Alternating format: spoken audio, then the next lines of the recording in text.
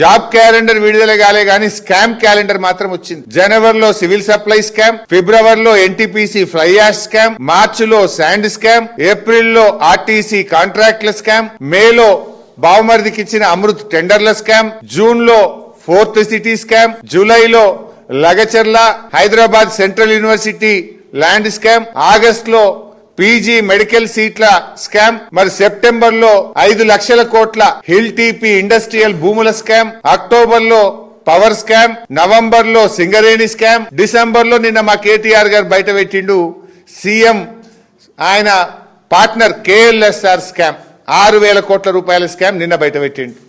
నెలకొక్క scam by మీది. ఇది మీ scam calendar. 6 గ్యారంటీలను సంతకాలు పెట్టిండ్రు. గ్యారంటీలు రాలేదు కానీ స్కాములు మాత్రం వచ్చినాయి ఈ రాష్ట్రంలో.